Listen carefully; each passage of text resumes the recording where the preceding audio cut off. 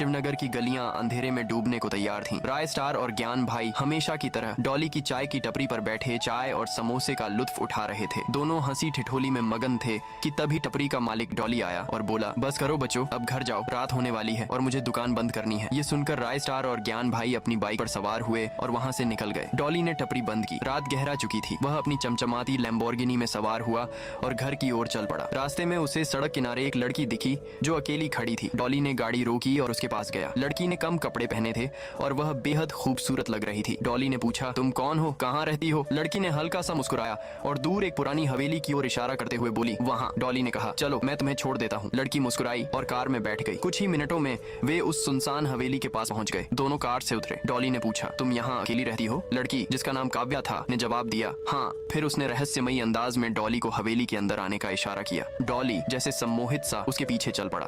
अंदर काव्या एक पुराने बिस्तर पर लेट गई। डॉली भी उसके बगल में लेट गया। धीरे धीरे दोनों करीब आए। रात के 2:30 बज चुके थे।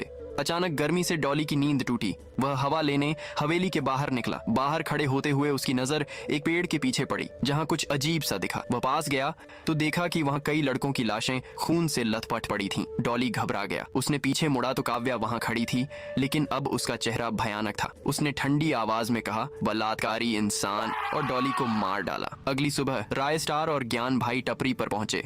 वहाँ भीड़ लगी थी। टपरी के टेबल पर डॉली की लाश पड़ी थी जिसके हाथ और सिर कटे थे। पास में खून से लिखा था, बलात्कारियों की यही सजा है। दोनों सदमे में थे।